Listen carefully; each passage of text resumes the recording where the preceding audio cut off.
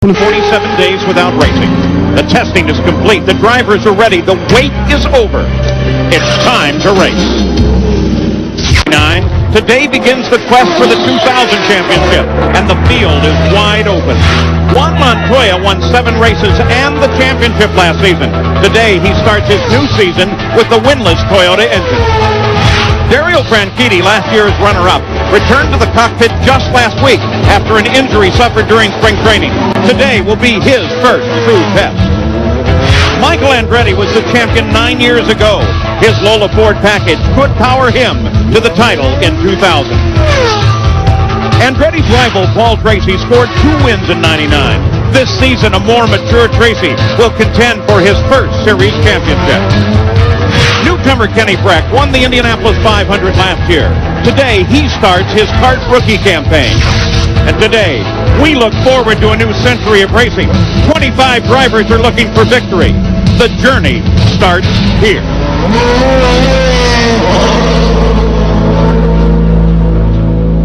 This is a great sensation. We're really optimistic about our new package. I'm just excited. I'm learning a lot. It's a brand new team. I'm very nervous.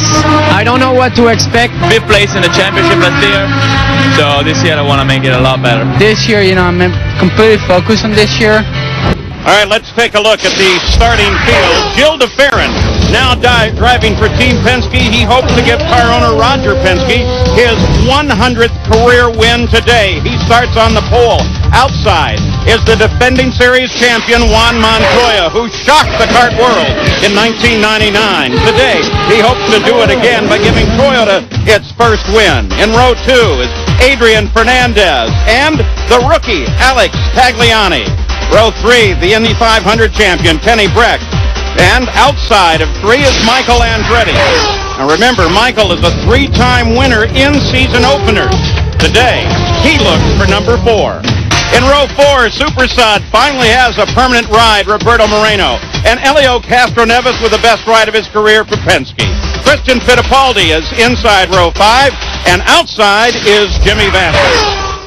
In 1996, Jimmy Vasser earned Chip Ganassi his first win with Honda. Can he do it again today? The 6th row, Walter Salles and Patrick Carpentier. Now, Max Papis scored 4 straight top 5s at the end of last year, but he is still searching for that elusive first win. Papis will start inside of row 7. Outside is Tony Kanaan.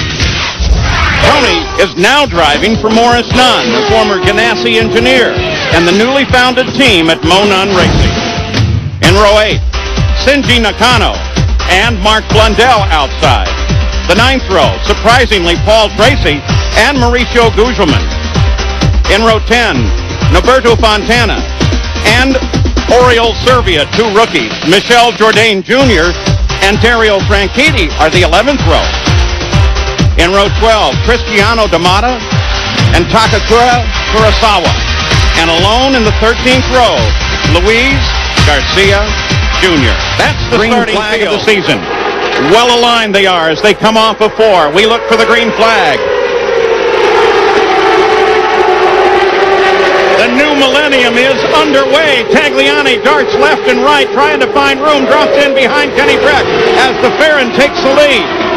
Montoya went around the high side, and there goes Michael right to the front. Montoya and Michael both were able to move around the Ferran. Onto the backstretch. Montoya, then Michael Andretti. Then a battle between Adrian Fernandez and Gilles de Ferran. Kenny Breck is up behind the Ferran, and behind Kenny Breck is Elio Castroneves. Breck moving for position.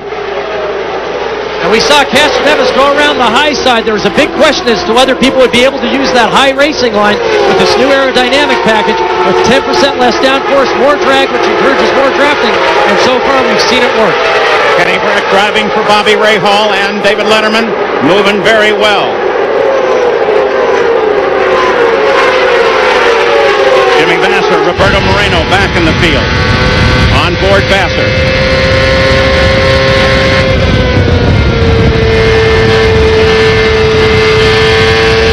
Well, if there is any question at all about that Toyota engine, both in that car of Vasser's and also Montoya, Montoya may have put that to sleep very quickly.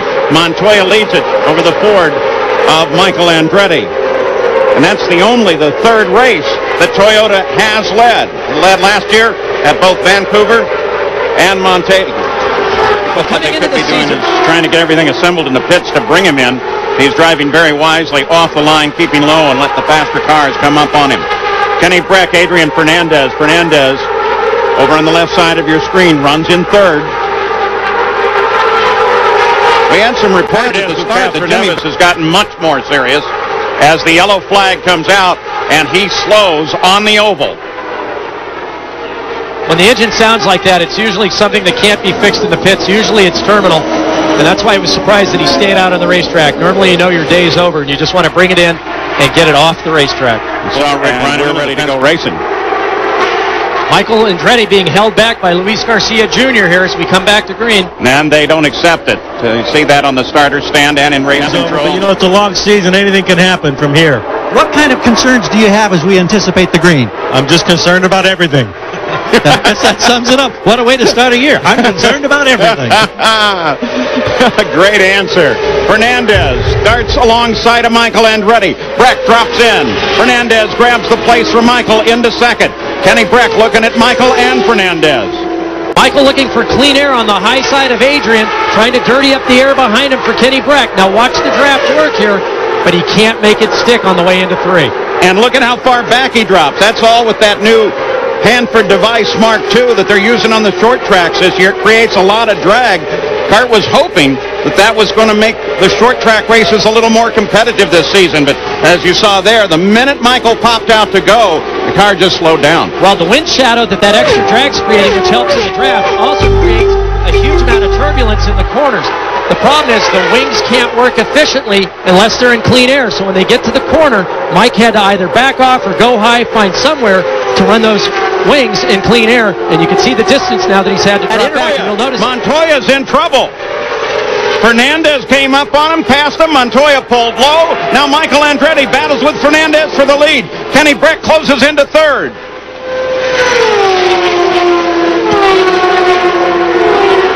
I think that caught both Adrian and Michael a little bit by surprise to see Montoya coming off the corner low.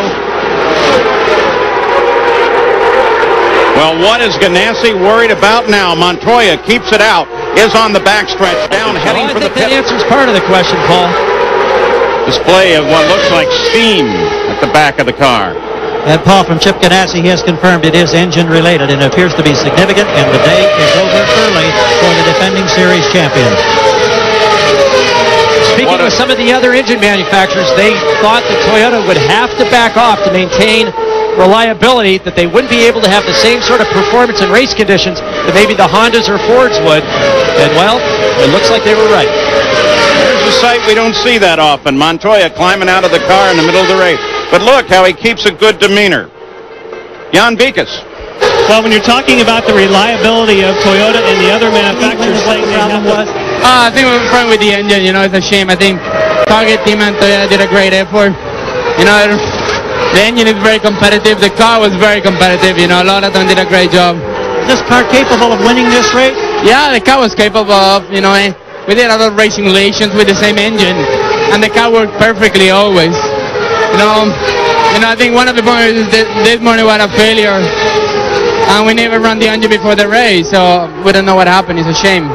Well, we thank you, and we look forward to seeing you next short oval at Nazareth. Thank you. And Patrick Carpentier, who's up to 14th. He was scored in 25th at the end of the first lap.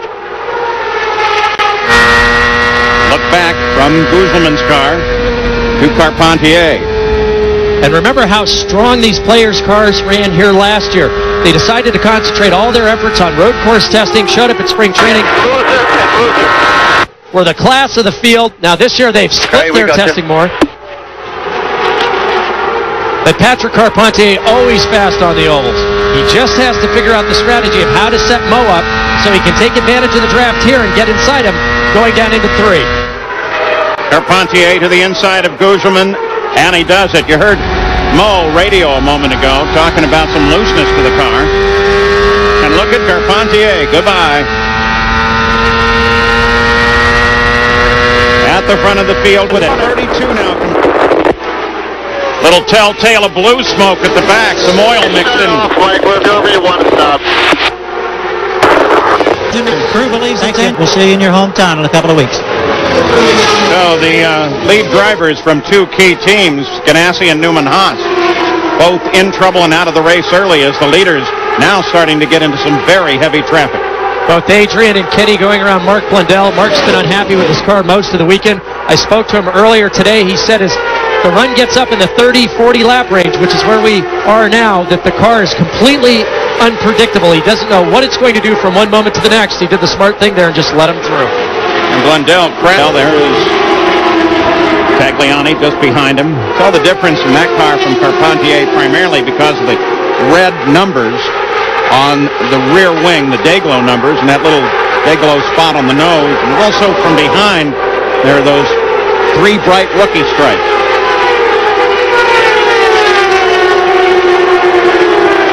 Ferran running a very conservative race. He's been very, very patient during winter testing. He's made improvements not only to the car, because you have to remember, with all the equipment being new and the drivers being new at Penske, Gil de Ferran is the man of consistency there. He's the only person with any experience with the Reynard chassis and with the Honda motors. But then again, this is the first race he's run on Firestone tires. This is the all-new Cosworth XF, very tidy package, lots of revs, 16,000 RPM, great reliability through winter testing, but now... And Kenny Breck comes around and takes the lead as yet another one of the big team's lead driver comes to the side with what appears to be an engine problem. Kenny Breck out in front. But the key here is that he shut down the engine when he came in. They're going to take off the back lid and see if it's anything they can repair or if this thing is done for the day. And Gil de Ferran comes in. This is actually a scheduled pit stop for him.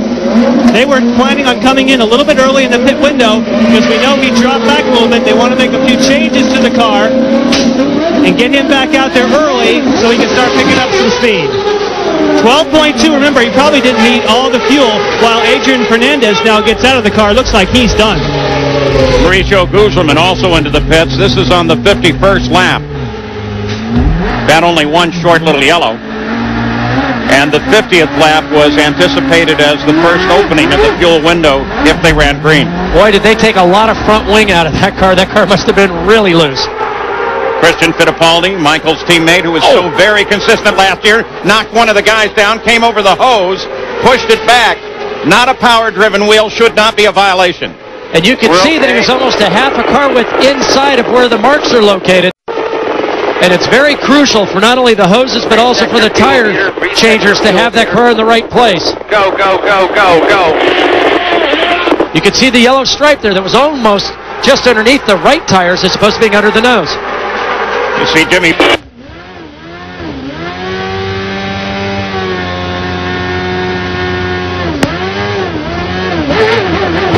Oh, listen to that engine as Vassar comes away. Gary Gerald? We were watching from the back of the car. Max Papis and Vassar side by side on pit exit. Looked like the advantage went to Vassar. And now we await Kenny Breck, the race leader, the Bobby Rahal team. Breck, Gary. He dives in and hits that spot perfectly. His first championship competition in this particular series, the Indy 500 champion of last year, and it will be a wing change up front. It looked like two turns, partner. That was two half turns on each wing. That's a pretty big change. Used to the carbon brakes. Mark Blundell, with these stops at the 57th lap, picks up the lead of the race. Mark Blundell picks up the lead, but when he stops, it's anticipated that Gil de Ferran will go to the front. We'll be back. During the length of... What could be wrong with Breck? Boy, we've seen some amazing things with teams that normally field very powerful cars and engine companies that really have it down pat, but it's not necessarily working. Well, you can see how unstable the car was over the bumps going down the back straightaway. The big question is at start-finish. He probably felt something at the back of the car. He wanted to move the wheel to see what was happening with the back of the car. The thing that surprises me is that he would just haul it down into the corner at that speed. Look at him in turn 4. Whoa, whoa, whoa, whoa, whoa. Almost got the wall and saved it, Gary Gerald. Everybody down here on the engineering side, they were all immediately down in those laptop computers. Then Scott Rumke turned over with From the back hauling of that race car. Well, we opened the show talking about engines and reliability. Here's another one of the new Cosworth XFs. And we've had a report that there may be smoke coming back from the back of Jill DeFerran's car. DeFerran current. As Kenny Breck arrives and the consultation begins, the crew routinely is going to go through the motions of refueling and changing tires, but this appears to be a much more significant problem. A lot of temperature behind the driver's cockpit. Now the wheel comes off. It looks like Kenny Breck's introduction to this series is going to end in disappointment, just as so many other front runners have already today. Ford Power here in a Reynard. Same for his teammate, Max Papis. This camera's situated on the nose of Max's car. He is 6th. It's so amazing that they can spend so much time dyno testing during race simulations over the winter, and yet they come to the first race and have more engine problems than any of these teams have experienced over the course of the entire winter. Now, the truth is that you never run the car as hard as you do in a race. Though there are some dynos, there's one in Stuttgart where you could download the information from a race car, upload it to the dyno, and actually run the race car through the race that you grabbed all the data from. And the other engine manufacturers here have that as well. Honda have. He comes up to work on Kanan. Now, that would be Garcia there. We apologize.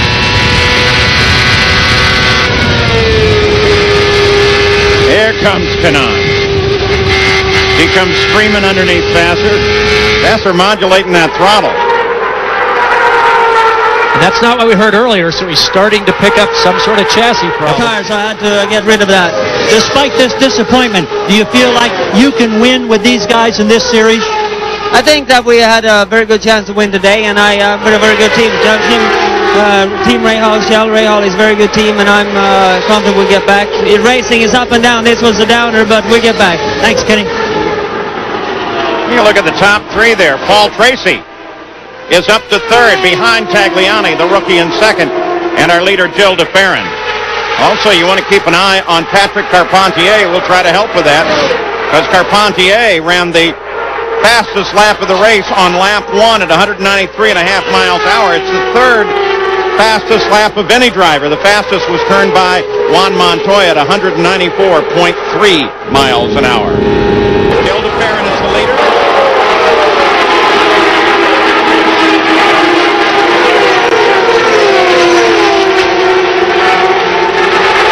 Roberto Moreno, along with 7 other drivers in this field, whose country of birth is Brazil, are all residents of South Florida. And so for 7 of those guys, this is their home track, including this guy, Jill DeFerran. And I've been watching the intervals on DeFerran, Tagliani, and Tracy. It was 4 seconds and 5 seconds. Now it's 7 seconds. Jill DeFerran pulling away from Tagliani and Tracy. Tracy closing up a little bit on Tagliani. He's only now just under a second behind. And Tony Kanaan. The fight for 3rd place. Tagliani is 2nd. Got the team cars up there right now. Franchitti is actually in 12th place. Tracy overhauls him. You wonder if Franchitti, despite the fact he says that the breaks to his pelvis that happened here in testing Miami during spring training, he says they're healed, they're all fused together, and they don't hurt. But you have to wonder, between that and a fairly severe head injury, how much of that affects you in the first run? Well, when you're committed to the sport, you just climb back into the car and off you go. You've got to remember, fortunately for Dario, that those injuries occurred to the left side of his pelvis as the car spun backwards into the wall. All the loading physically is on the right side of his body. I visited him in the hospital the day after the accident, and he seemed bright-eyed, was in a bit of discomfort, but ready to get back in the race car. So, remember last year, he turned the fastest race lap here. I don't think this accident's disturbed him at all. Tracy starts to dart out, get around Tagliani, the battle for 2nd. But wisely darts back in the line. Be pushing when you're by yourself now.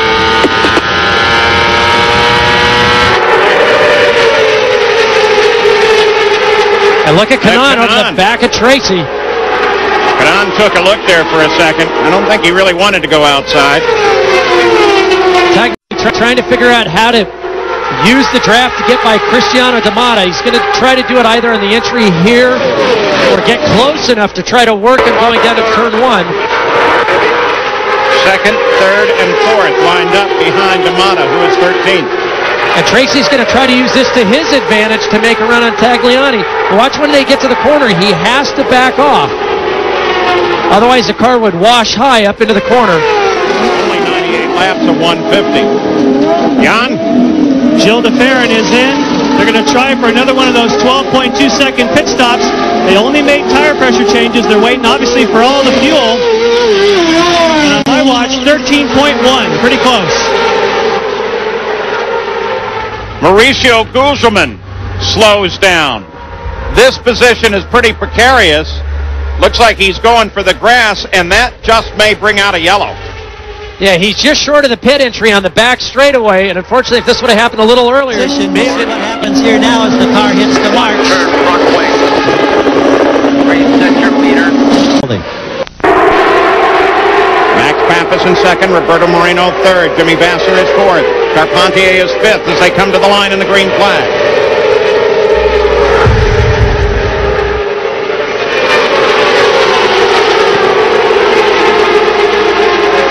For the third time in his 4 starts here at Homestead in Miami, Paul Tracy leads.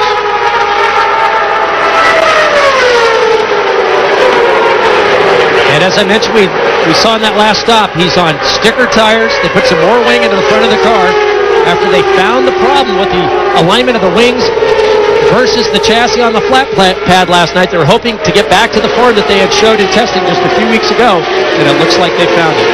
Roberto Moreno has been pretty persistent to get himself into third place. Roberto has just been the model of consistency, of course, in his substitution last year. And now imagine coming into the season for the first time knowing that you've got to ride with the top team for the entire year. Fuel position 12. More bad news for Tony Kanaan. This is going to be a drive through the pits penalty for a pit speed violation. How did the pit crews go? This does, by the way, reflect the penalty. Kanaan and Tagliani dropping back to the back of the field with the penalty. 10 changes for the lead among 10 different drivers. 2 cautions thus far for 16 laps. Jan? You mentioned Roberto Moreno has quietly been working his way up the third spot, but they've made very few changes on the car. We've heard a lot about wings. We've heard a lot about tire pressures. But for Roberto Moreno, no changes, fuel and tires, and he's just working that thing to the front. You saw Tagliani there from the back of the car because he got up way high and almost got into the wall. Going down into turn 3. Watch how high he is here as he's trying to go around the outside of Mauricio Guzman. He gets off the racing groove. Oh, looks like he actually got into the wall a little bit there at the right side. That's got to leave marks. Yeah, it'll leave a mark. Fortunately, it looks like he hit it square. So it may not have upset the car. In the past, we've seen Nigel do that same sort of thing at Indy and continue. Let's see if he rubs the wall here as he comes around. Nope. No, it doesn't look like it. Just from that other camera angle, he was mighty close, but no contact. Followed by Carpentier and de Ferran. We're just going to ride with Vasser.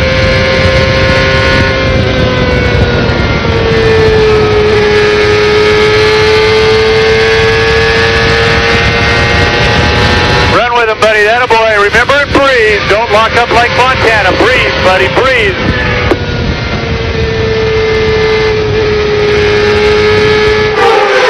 And you notice that the difference between this onboard of Jimmy and the earlier one just before that pit stop where he was working the throttle, working the steering wheel, it's obviously got the car back to where he wants it.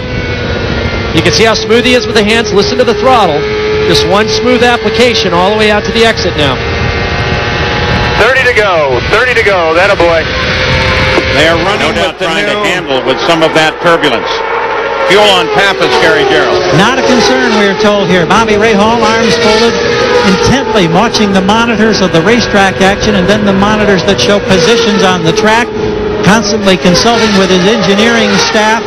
They're cautiously optimistic. A lot of smiles, a lot of good nature here And it seems so strange that for the first time since 1984 with this team, Jim Prescott, no longer a member of the team that goes over the wall, Paul. He's now part of race management. He's the shop foreman, and he's back around the corner here behind Ray Hall, keeping an eye on all the activity. Till the end.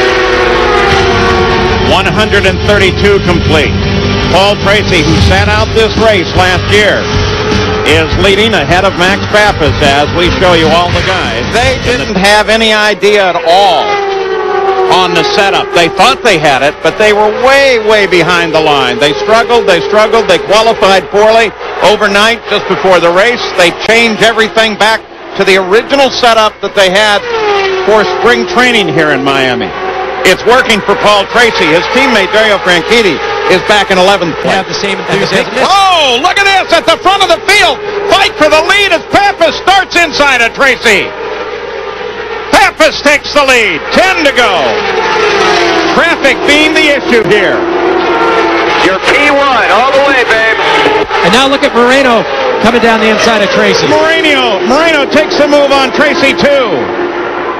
Moreno comes to second. Jimmy Vasser's closing in. So is Patrick Carpentier. They flash the line, 9 to go, and in that, boy, it's tight. Luis Garcia Jr. brushes the wall. Right front is a skid. But again, when you run within the 10th lap of the finish, if that car can be gotten out of danger in any way, they will not go yellow, and they have not yet. And I don't think there's anything wrong with this corner. You've got Michel Jourdain Jr., Luis Garcia Jr. Look at the run Max has got. This is exactly what we had talked about before, using a pick. Goes down to the inside. Paul's now way out of the throttle as the car starts to get high, and that allowed Moreno to get by as well, going down the back straightaway. Yeah, the rest of the field. Remember last year's Michigan 500 where Max Papis, going to the final laps, had the race in control? Well, fuel is not going to be an issue here today. +1 to Moreno. 4 to go. Well, maybe Max finally gets that elusive first win. And he picked up another 0.2 of a second on that lap. They came across the line. You heard Bobby Rahal giving Max the interval. And Moreno pushing very, very hard. He's now pulled out almost 3 seconds over Tracy and Vasser on his pursuit of Max. Rahal did not give Max the interval as they came across last time. Last lap, Max. Moreno is right there. They go to the last lap. He's got to keep this car in clean air down inside Fontana, which he's doing. Roberto Moreno in second place. Max Papis is the leader, looking for his first win. Moreno is looking for a way to spoil it and pick up his first win. A rookie ahead of both of them. Little bit of tiptoeing here. You want to make sure there are no mistakes coming to the line. And Max Papis has done it. Oh, baby! Driving. We made it. We made it. We made it, guys. We made it. Thanks so much. Yeah, good night. I love you. Congratulations, you're awesome. Personal best, Max. Personal best. Papis wins, followed by Moreno, then Paul Tracy, Jimmy Vasser, and Patrick Carpentier. Jan. And Greg Moore, who was the defending winner of this race. What does it mean to know that he's probably smiling down right now and enjoying this moment with you? I just say, Rick. And Rick, of course, is the father of Greg Moore. I don't think we can say anything more. He celebrates the moment here, the elation, and what a party is about to take place. We've waited so long, and now he can let it all go. We've got a new season underway, and we've got a brand new winner to start it. We had 10 new winners last year in 20 races. Let's finish, but what a way to start the 2000 season. Fantastic. Thank you very much, Patrick, to put so much effort behind me and believed on me. And thanks to the Vision team. The guys did a fantastic job. We passed 3 cars, almost 4 in the pit stop. Thank you ever so much. And the Vision car ran perfect the whole day. And I'm just over the moon. Now at the end, it seemed like when Paul Tracy got a little bit high, that was your advantage. It was just a better run coming off of 4? Well, you've got to take advantage in those situations. So there's a back marker, gets on your way, you lose your your downforce. You've got to be at the right place on the right time. So I was there, so I got a shot at him, and it was a good second place. You've done this before with a part-time ride. Now you've got a full-time ride. What are your chances at the championship? Well, we're going to chase the championship for sure with this crew and this team that I have. The Ford power is so powerful. We're really, really pleased to be here, and I know we're going to have a shot at the championship. All right, nice run. Thanks. Thank you. Gary? Well, Paul Tracy is here, and Alex Zanardi, a former champion in the series on 2 occasions, who's here visiting, offers his congratulations. And Paul, what a weekend this has been. Just to be on the podium has got to be a marvelous, marvelous accomplishment for your crew. But how disappointed are you that you were there with a chance to win this thing? Well, we had the chance, but, really we got a third with about a 10th place car today. We didn't have a great car, but I knew my guys, they got me to the front on the pit stops. My in-laps, out-laps were really strong. That really bumped us up. I just got to thank my guys. They're the guys on Team Code Green that did the job. They made the car a lot better for me today. And, it's great to get points in the first race. Especially when last year you had to set this one out and you were playing catch-up from the very beginning. Now tell me about starting 17th and how difficult was it to work your way up into contention? Well, it's always difficult because the pace at the back is the same as at the front. I ran faster laps actually when I was in like 14th, 13th than I did when I was leading. So the field is so tough now. And, I just got to thank my guys for the job they did in the pit lane. I want to say hello to my wife. She's not here this weekend. And I'll see you tomorrow. When you left this racetrack after qualifying yesterday, did you think there was any way you might be on the podium? No, I didn't think there was any way. But, I know in my heart of hearts and my team, we're fighters. We don't give up and never count Paul Tracy out. You got it, guy. We'll see you in Nazareth in a couple of weeks. Thank you. ESPN Classic presents Real Classics Offsides. Tonight, 9 p.m. Eastern Time. What happens when the local town hippies and the cops don't get along? Well, they battle it out on the gridiron. And